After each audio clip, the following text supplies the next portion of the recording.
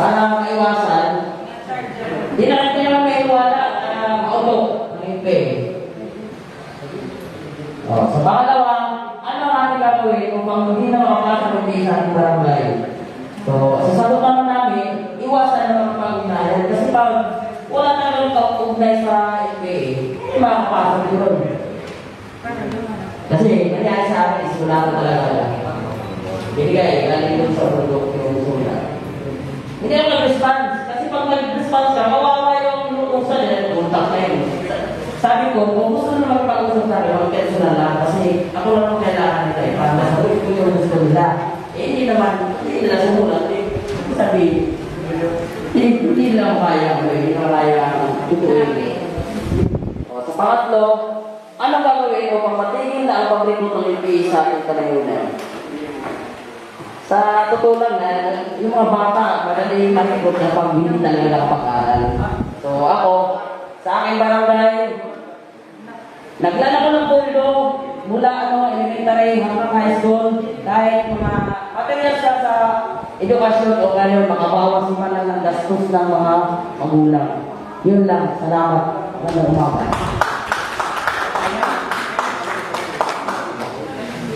Nasunod? Sino nasunod volunteer? Kanina pa sila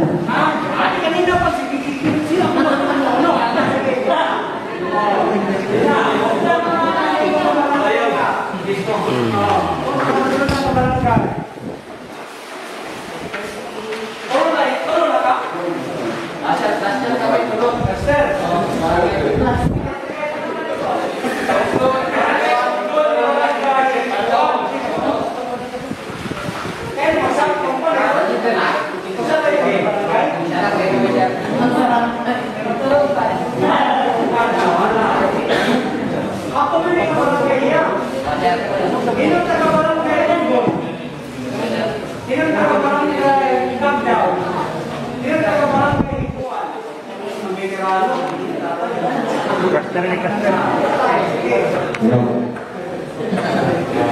Jadi kan saya anak mga ano ang atong gagawin upang magkaroon ng kapayapaan sa ating barangay. Dili siya sa tugdon ikuan pagto. Anak ni mo sindo mga barangay action giving team o kaya bibat magtitingnan sila para itaboy o atuan ng mga terorista o mga nakakasama sa barangay. May nananahon. Tapos, ang performance siya, ano ang ating gagawin upang hindi makapasok ang LPA sa ating barangay? Mga nanakasunod ng LPA sa ating barangay, kaya nagkakaroon ko komunikasyon at suporta. Hindi siyang siya, yung mga nakapasitiri makasunod ng LPA sa amin. Hindi ka magkaroon siya komunikasyon at suporta. Hindi na ako susuportahan at komunikasyon. Kasi magkagutom ito siya magkamatay. Tapos, mga terorista siya, mga among barangay di makasunod. Tapos, hindi man siya natulog. Ano ang ating gagawin upang matigil na ang mga pag-recruit na LPA sa ating kanayunan? Hindi siya sa cluster, hindi siya sa barangay. Magkakaroon siya livelihood at mga palaguma. Kay primero, ang mga paraguma po ang nare-recruit, tapos ang mga kabataan. Kaya mga paraguma, masawalay na sila kinabubuhian, nga to sila sa karaan. Kaya na, hindi siya sa barangay, pagkakay ng mga isip, livelihood. Tapos, ikatuwa, magpagkatawag siya, edukasyon at mga kabataan at mga matatanda ba si diri kung ma-recruit sila o diri mo magkaiba sila siya mga knowledge yapon kasi kung naman may tatamo kung may hato sila sa mga MPA kung ma-open o diri kaya na tataga naman sila sa edukasyon tapos bigyan at kumato para diri makarecruit ang mga MPA kaya na sila kumakan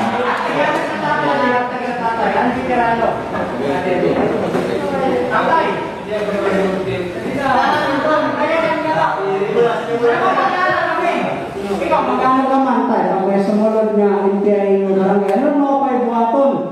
diri na rin makasulod. Bigyan ano, parapat ang atunan, barangay Tugbon, Buwan ng Tagdaw. Isunod. Ha? Hay. Boy, nag-agaw-agaw na ito, nag-agaw-agaw. Okay, sige, hay, nagwala ko na ini, badala ka mo ka. Sa kagabla. Dua lang ka, maran yung ganda.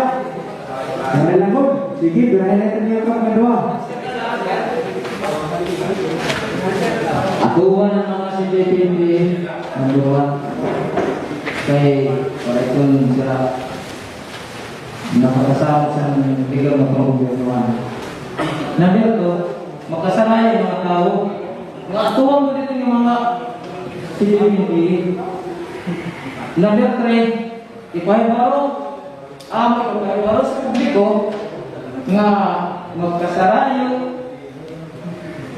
nga di rin tumubad sa bukid ng mga tao. Kaya namo, kayo nila wala sila kukuwasan talaga. Ngayon, sir, mga sir. Barangay, di ba? Di ba? Ano pa? Pero pala grupo. Last na yun Ano pa ang maray? Pare pa ka? Asunod na naman din. Sige. Yan yung barangay Kamanggaran. Puro? Matuloy lang na nanay kung mabasa pa ito naman ang pagpapamatahin eh. Hello. Bali ang ako kuwanan sa ng pakian actually nangyayari na talaga yung sa aming barangay. Nga iba, dalag mo pala pag sino. Bali sa pakian lang, yan. O answer. Sa amin, ang una namin ginawa, may buhay at may karapatan ng bawat tao na magbigay ng opinion, negative o positive na isyo. At alam ng tao na bawal ang pagpundayan sa CJPMB. Buhay ang natungod kada sa iyo, iutan sa sibilyan ng mga barangay opisyal. So, number 2, ano ang ating gagawin upang hindi na makapasok ang engage sa ating barangay? Ang aming baton, diri adaptaron, diri pansenon, Panginoon, kan isnaboy, ang ira karoy sigon. Moment na ito, wala ka muna. Ang pakyari na number 3, ano ang ating gagawin upang matigil na ang recruit ng engage sa ating kaugnayan? Sa tumaman, ang kabataan namin din pasantok sa hunahuna ng kaimportantihan sa edukasyon. Ano yung ito na kamagaran na kapag jumisyon. Tapos, nagkaroon kami sa katikisim. Pagsamir, ako ikultuan ang kabataan sa pangatid. Sugat yan ang stupid. 1 month ito lang ang pag-antos sa kabataan namin. Publikaan na, sumiba, ibaro sa mga tahon na nagpapalit kami. Ngayon, ang lusay na pagdugmay sa pamilya. Ang ko lang importante na buhay ang pagdugmay sa tulong sa pamilya. Ngayon matuldugan na ang paghugay sa mga hindi na wala sa lahat.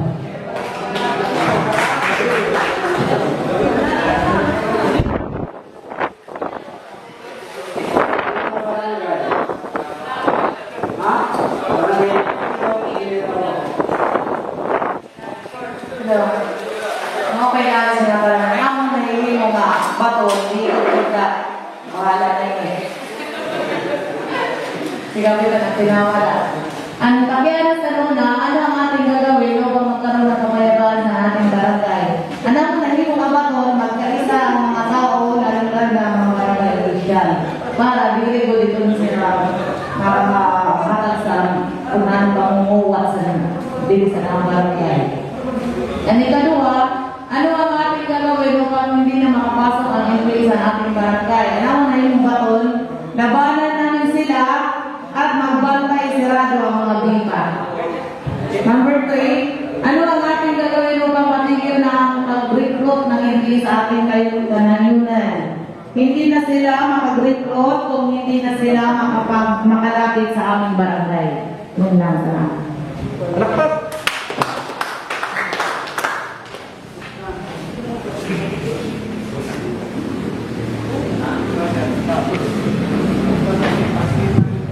Okay, no? Napakasarap pakinggan.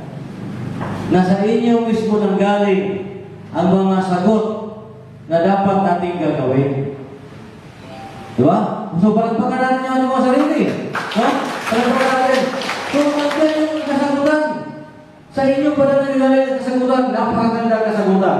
Nang sa ganun, hindi na tayo mag-organize ulit. No? Hindi tayo mapasukan ulit ng UP Pulse Army sa ating mga barangay. Pero, ang tanong dyan, kaya ba natin panindigan? Kaya! Kaya yan! Kaya hindi! Kaya! Yung iba, ang pagsagot, kaya hindi! O yan, kaya! Kaya bukat ba? Okay? No? So, dapat panindigan natin. As tayo yung napili ng ating barangay na tayo ipinala dito upang mag-training ng PPAT, panindigan natin. Kaya natin. So, hindi natin nainis ito ang pareto sa ating mga future, sa ating mga anak, sa ating mga apo, na kung saan sila dapat ay magkaroon ng kapayapaan doon sa inyong mga barangay. Okay? So, sana yung inyong, Son, kunin mo yung mga bad paper, na paper na lagay natin. No? May mga barangay naman yan. Para pagpunta namin sa inyong mga barangay, no? Sa amin na barangay,